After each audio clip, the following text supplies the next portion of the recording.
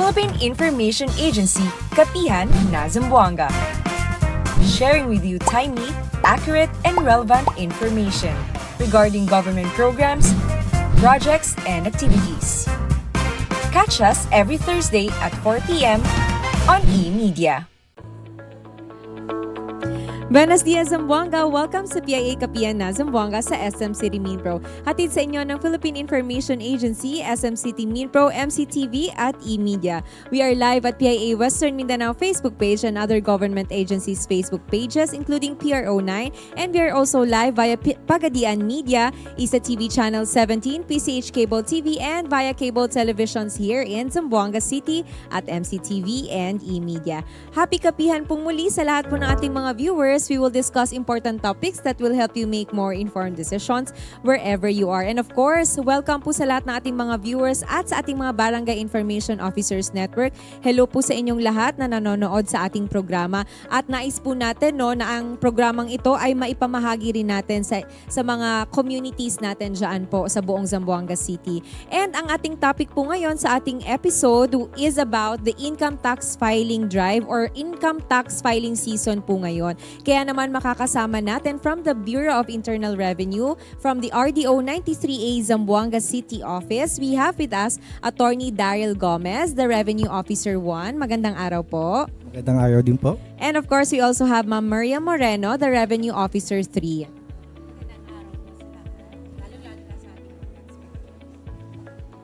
Ayun. Sige po, welcome po muli sa ating mga panauhin ngayong araw. And I'm sure marami po tayong mga makukuhang mahalagang impormasyon. Simulan ko na po, first po, for the benefit of the public, what is income tax filing? Baka po kasi hindi pa nila alam, lalong-lalo na sa mga bagong employee pa lang, no? And why is it important for both individuals and national development? Okay, income tax filing is the process wherein the taxpayers report yung annual earnings po nila. Yes, annual earnings, and then they pay po the correct taxes for the taxable year 2025. Okay? As we all know, taxes are the lifeblood of our nation. They are the ones who fund yung mga public schools natin, yung mga public hospitals, the infrastructures, and the social services. So, if the taxpayers will be able to fulfill their obligations, they will be able to contribute for the national government. Yes. Yun. Thank you po ma'am for clarifying na yun nga po, yung ating mga binabayad na tax ay napupunta syempre pa rin yan sa ating communities. So nababalik po natin, nakakatulong po tayo sa national development. And okay, who is required po ba to file income taxes for 2025? And who may be exempted from the filing?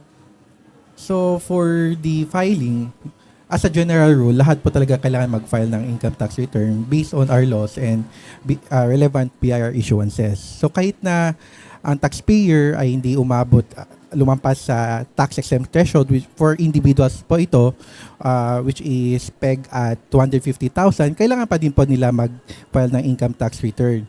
So kahit na zero filing po sila, required pa din po sila mag-file ng income tax return as a general rule. So, sino ba itong mga individuals na ito na kailangan mag-file ng, or entities na kailangan mag-file ng income tax return? First is the self-employed individuals. Then we have professionals like doctors and architects. Then we have mixed income earners. Itong mga mixed income earners, they are, although they are qualified for substituted filing. However, dahil they have income from other sources, hindi na sila qualified for substituted filing, and thus they have to file their own income tax returns. So meron din tayong mga corporation, partnerships, estate, and trust. So, di ba kanina sinabi ko general rule lang po lahat na kailangan mag-file ng income tax returns nila. However, may exception tayo sa sinabi ko kanina, mga substituted filers. These are individuals who are employees of a certain corporation or individual who are earning purely compensation income. So ano ibig sabihin po nito is pag ang individual ay nag-earn purely compensation income, sa isang employer, dapat isa lang, hindi dalawa. Kasi kung dalawa na, hindi na siya qualified for substituted filing. So, pwede silang hindi mag-file ng ilang kanilang income tax return. Ay, hindi sila required to file their income tax return. At yung nagpa-file po in their behalf is their employer. Opo, yun po. Yun po yung kinagandahan kapag employed po kayo isang Yes company po. or corporation. Sila Yes na po po. yung nagfa-file for you. Okay, so eto naman po, eto kasi annual talaga nating ginagawa. So I'm sure familiar na yung iba talaga kung kailan ba yung deadline natin. Ano po yung mga key deadlines natin na yung mga taxpayers natin here in Zamboanga City should mark on their calendars? Yes, regarding our deadline po, no, as of today, ang pinaka-importanting deadline po natin is on April 15. April 15, 2026 kasi that would be the last day for filing of our annual income tax return. Last day po ng filing ng annual income tax return natin on April 15, 2026. Yes po. Sa ating mga taxpayers, we do not advise them to file on the day po talaga. As much as possible, mag-file po sila before the deadline because in order to prevent yung mga system congestion natin, kasi pag sabay-sabay tayong nagfa-file on the deadline, nagkakaroon po tayo ng system traffic. Oo, kadalasan hindi po pumapasok yung mga filing natin and yun po yung nagkukos ng late filing. So nagkakaroon tayo ng penalties. In order to avoid yung mga penalties na yon, we encourage our taxpayers to file earlier. Opo. Actually, ngayon, pwede na po sila mag-file ng kanilang annual income tax return kasi tapos naman na din po yung taxable year 2025. Yes. So hanggat mas maaga po, pwede pong mag-file, no? Wag lang on the day kasi baka sila rin po yung mahirapan. Mahilig pa naman po tayo sa mga yes, sa last minute, no? So ano po yung mga common mistakes? Isa na po 'yon na common mistakes na taxpayers commit during or previously, no, filing season na dapat po ma-avoid nila this year. Ano po yung mga tingin po ninyo na mga common mistakes last year po na na-experience natin? Based po sa observation namin in the past, ito po yung mga common mistakes. So first, yung mali po yung information na nalalagay nila sa returns nila. Especially po yung contact number, kailangan po talaga yan.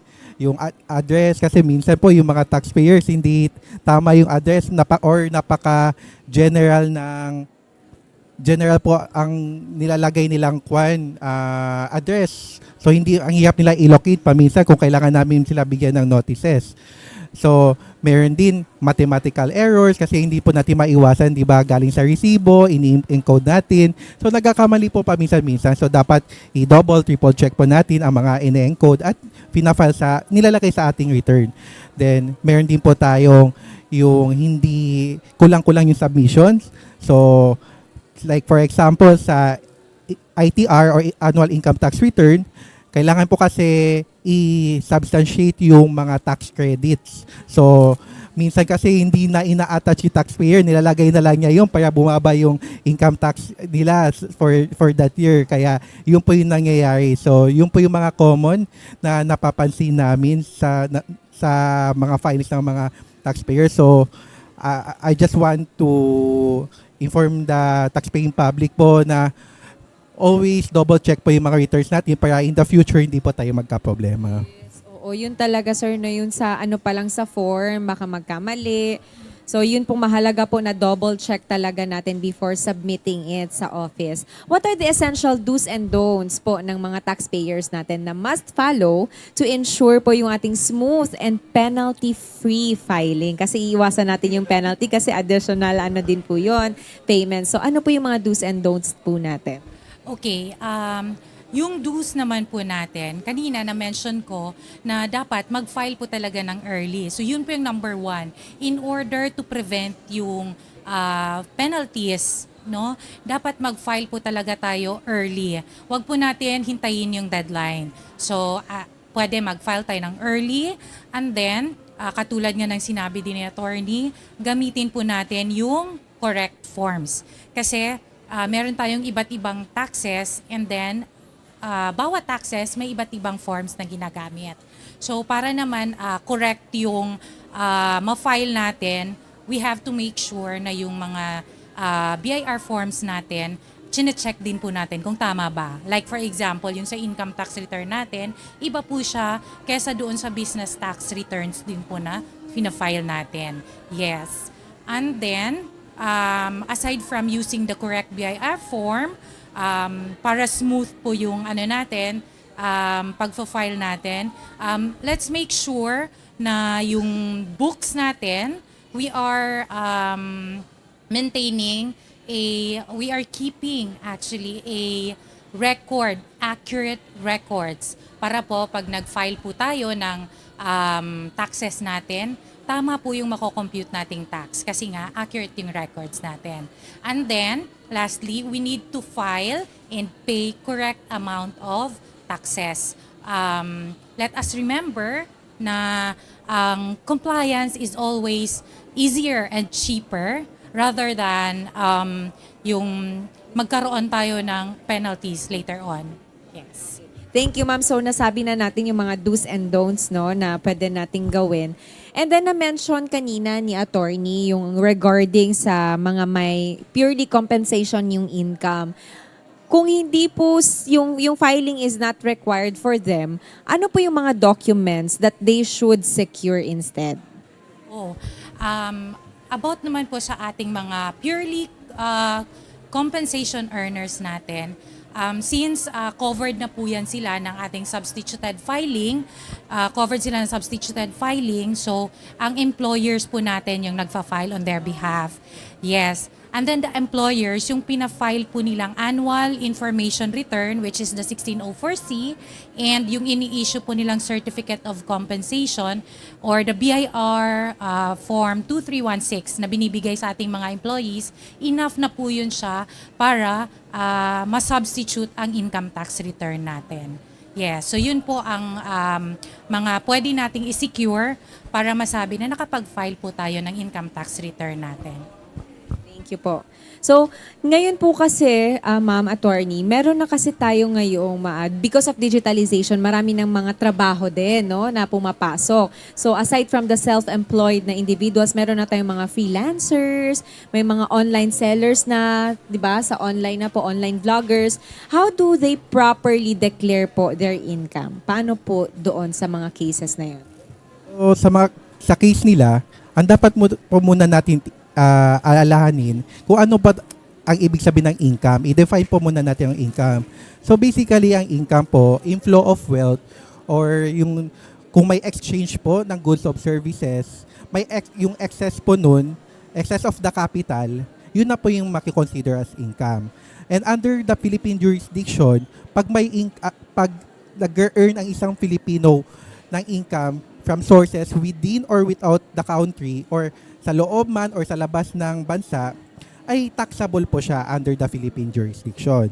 So, usually nagkakaroon tayo ng issue regarding dito when it comes to freelancers or yung mga online sellers kasi may mga clients sila from abroad. So, consider pa ba yung income nila from those entities or individuals as taxable here in the Philippines? Ang sagot po dyan is yes. Kailangan po nila i-declare yan. Kasi as Filipinos, income from whatever sources within or without the Philippines are subject to the Philippine income tax. Save those exempted from international agreements or treaties po. Hindi po sila subject to income tax. So basically, anong income nila, whether sa loob man or sa labas ng Pilipinas, dapat dinideclare nila.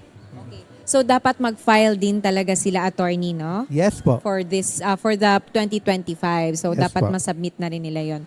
What important reminders po do you have for small businesses owners naman? Kasi you mentioned, iba rin po yung filing for businesses regarding bookkeeping po, official receipts, and yung allowable deductions.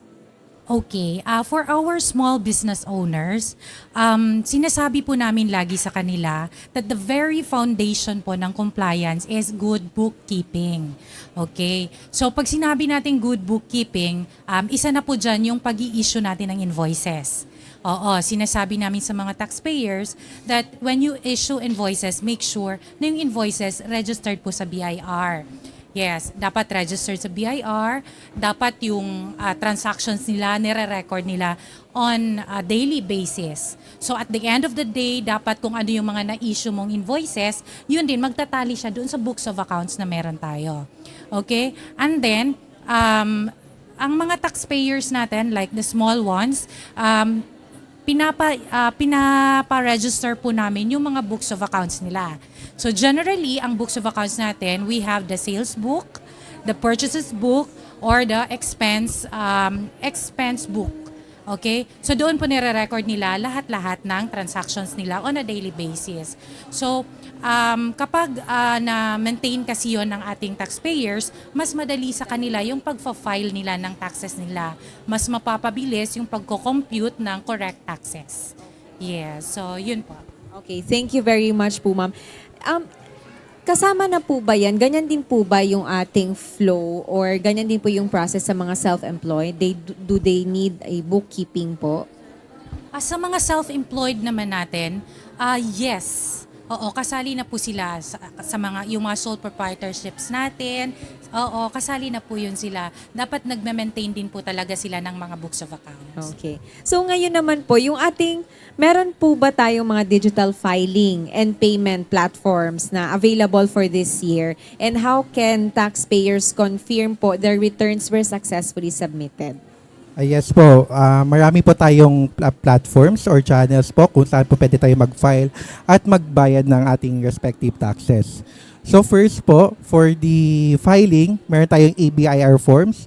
Ang ABIR forms po, pwede natin ma-download through our website which is www.bir.gov.ph or pwede i-google nyo na lang po at i-search ang ABIR forms at mata-download nyo na po. May link po yung lalabas po. Pero making sure po na galing po siya sa official BIR website. Baka po magkamali tayo ng pag-download at magkaroon po ng virus yung mga computer natin. So next po, meron tayong electronic filing and payment system or in other words, EFPS po. Pwede po mag-file doon as well as pwede din po tayo magbayad doon. So mas madali po through the EFPS kasi we're trying to digitalize our services. So EFPS is one of the innovations that was made in relation to our mission. So next po for the payment po, we have the authorized agent banks. So pag pumunta po tayo sa office namin, meron po malaking poster doon regarding sa mga authorized agents banks.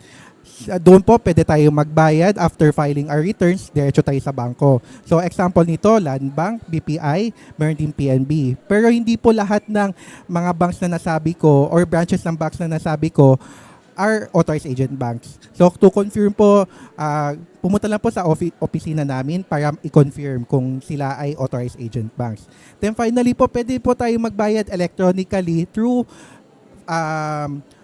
digital wallet at LinkBiz. So based sa feedbacks na narinig namin from our taxpayers, mas nagustuhan nila yung pag-introduce ng LinkBiz, which is a land bank accredited platform wherein kasi hindi siya prone to system downtime at mas mabilis po yung naging proseso. So aside from that, gusto ko lang po i-highlight yung LinkBiz dahil hindi po nyo kailangan ng land bank account. Pwede nyo siya i-link with other banks such as BPI nyo, Union Bank, and etc. So yun po yung maganda doon po. So okay na po pala ngayon yung ating online filing? Okay na po. And aside from that po, kailangan pa in relation to the filing po, kailangan din po natin ma-receive yung email confirmation from the BIR na para po kung successfully. Pero hindi talaga natin maiiwasan kung in the cases na hindi po kayo hindi tayo naka-receive ng email confirmation, pumunta lang po sa malapit na RDO or for Zamboanga City sa RDO 938 para ipatatak yung ating mga returns para makapagbayad tayo properly. Pero as a rule, kailangan po yung email confirmation. So that's good po, no, na pwede na nating i-file siya online. Did it start this year lang po, attorney, or previous years pa po? Matagal na to, ma'am. Parang Since nung digitalization talaga. Opo. Okay, so sa mga familiar na, mabilis na lang to sa kanila, no? So they don't have reasons na ma-late pa. Ma-late pa yung submissions kasi wherever they are, anytime pwede silang mag-file ng Yes po. kanilang taxes. Okay, ano naman po yung mga penalties natin na nag-a-apply sa late filing or under declaration? Nasabi na po natin kanina yung about dito no sa mga penalties. Pero magkano po usually and are there reminders po sa mga unintentional errors naman? Yes. Regarding naman po sa penalties, kapag na-late po tayo pag-file and pag-pay, we have tatlo po yan siya. We have the 25% surcharge, yes, the 12% interest per annum, and then the compromise penalty. Ito pong 25% surcharge, ang basis po natin is yung tax due. Let's say for example, ang tax due mo for that tax is 100 pesos, and then na-late ka mag-file, 25% of that will go sa surcharge. And then 12% per annum. Let's say na late siya ng 1 year. Nakalimutan niya magbayad. So after a year, may 12% na po tayong i-charge. So 12% na interest. So 12 pesos. And then ang compromise penalty, meron po tayong graduated table. As per RMO 7-2015, may graduated table po tayo for compromise penalties. So for the amount na 100 pesos, mabebelong po siya doon sa from 1 peso to 5,000 pesos ng tax due. Ang karampatang compromise is 1,000 pesos. Yun po ang pinakamababang compromise penalty natin. So instead na magbabayad sila ng 100 pesos, aabot po siya ng 1,137. Kaya encourage po talaga namin yung mga taxpayer na mag-file po early para hindi po natin makalimutan. Opo, wag na natin hintayin yung deadline. Yes. At saka I think ma'am, maintain naman talaga na every April 15th of the year talaga yung deadline natin no, for the filing. So I'm sure na dapat nakakalendar na talaga yan sa ating mga taxpayers. Paano naman po yung ating mga first time no, na taxpayers or filers natin or small taxpayers? Paano po siya ina-assist ng BIR para po baka po may struggle sila with compliance?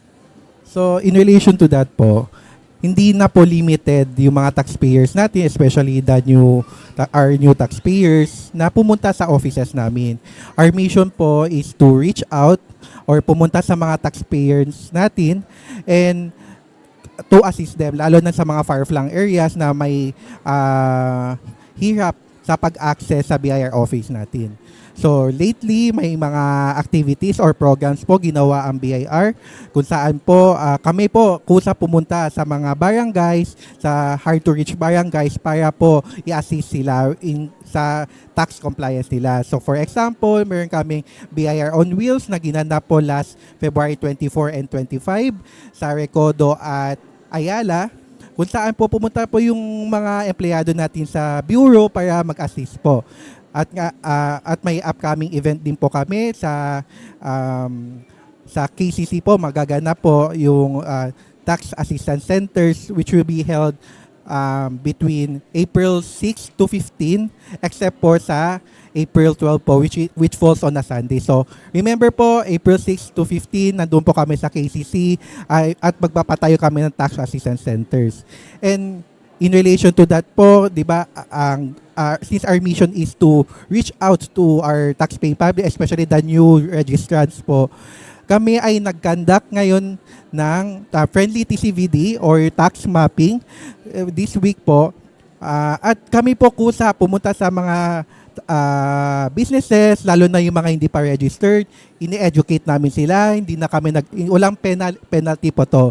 So bale po, ang tawag po sa program is CHAT, which is Counsel, Help, and Assist Taxpayers. So yun po yung naging highlights namin for this week. So yun po yung ginagawa natin no, in line with our income tax filing season. Yes po. So aabangan po natin yan no, sa mga areas. Maganda po na may ganong initiative kasi nga yung iba baka mahirapan no, pumunta ng office. So we go to them, lalong-lalo na sa mga malalayong barangays natin. Like you mentioned sa Recodo and Ayala, which marami din talaga tayong mga employees doon because we have their canning factories, fishing companies. So yun talaga yung ating target market doon, no, na sila din ay maging educated sa pagfa-file ng tax. So ngayon po, paano po yung proper income tax compliance po benefit, no, the communities in Zamboanga City and Region 9? Meron po ba tayong target na parang number of income tax return na makuha every year? May ganun po ba tayong target? Or kung wala naman po, paano po ito makaka-help, no? Yung, kung mas marami po yung makapag-file for year 2025? Okay, regarding naman po dyan, kung mapapansin natin, no, kung ma-observe natin, for the past 5 years kasi, makikita natin yung rapid increase ng development sa Zamboanga City. Okay? Mapapansin natin maraming mga roads natin, old roads na ini-improve, new roads na dinadevelop, may mga projects ang government na more on socialized housing. Yes. So, syempre, lahat ng programs na to entail cost. Oo. Yung mga cost na to, usually kasi subsidized or initiated by our government. Kaya nga, sinasabi namin sa ating mga taxpayers para ma-cater natin and ma-fund natin yung mga projects na to and programs ng government, ini-encourage po namin sila na mag-file po talaga ng tamang taxes. Oo, kasi once we file yung tamang taxes, we do not only contribute to the development of our country, but also we help fund yung projects ng government natin. Yes. Yun po. So thank you very much po, no, for sharing this with us and of course educating our public kung gaano kahalaga po yung pagfa-file ng ating mga income tax returns, and syempre sa mga bagong trabahante, no, mga bagong workers natin na bago din sa kanila ito, so at least nagkaroon sila ng idea. Any reminders po, reminders or message po sa lahat po ng ating siguro mga workers and of course sa mga viewers po natin na nanonood or nakikinig sa atin ngayon? Attorney? Yes po, regarding po dyan, gusto lang po namin ulit i-reiterate yung mga deadlines na kailangan natin i-file po yung returns natin way before the deadline para at least may time tayo to review ang mga ifa-file natin. And as a message na din po sa lahat ng taxpayers, ang pagbabayad po ng tax ay hindi lamang requirement. Ito ay isang duty natin as an individual dito po sa Pilipinas. So, ito ang pagbabayad po ng tax, nakakatulong po, katulad ng sinabi ni Ma'am Miriam kanina po, ito mga socialized housing, mga roads, mga farm-to-market projects, yan po fina-fund ng taxes natin. Kaya kailangan po natin magbayad ng tamang buwis. Yes po, Ma'am Miriam. And remember po, ang mahusay na serbisyo, katumbas ng buwis ninyo.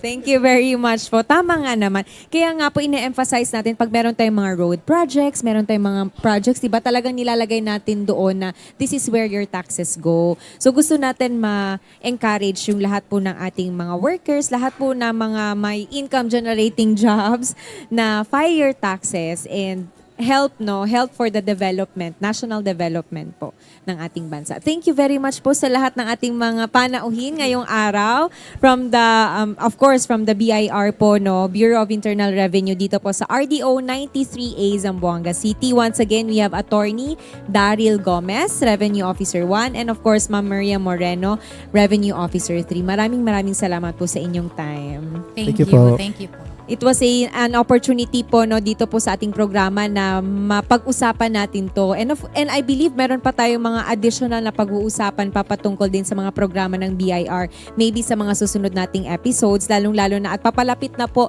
yung ating deadline ng filing of taxes for the 2025. So again po, no, wag po ninyong kakalimutan, the deadline is April 15, 2026. At wala na po daw yung extension.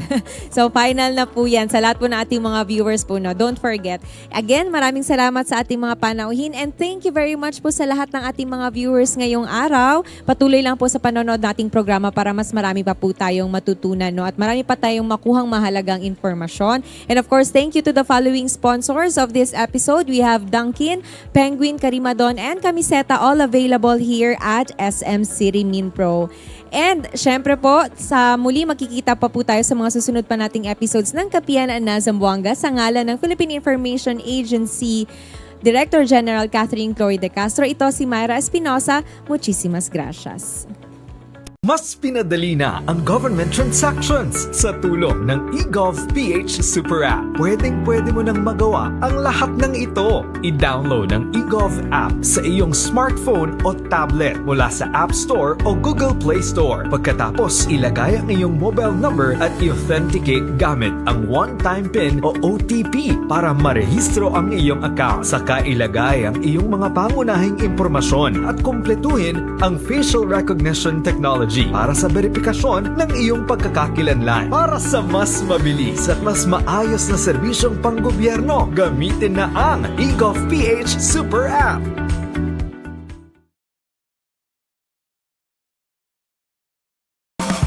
Philippine Information Agency, Kapihan na Zamboanga. Sharing with you timely, accurate, and relevant information regarding government programs, projects, and activities. Catch us every Thursday at 4 p.m. on eMedia.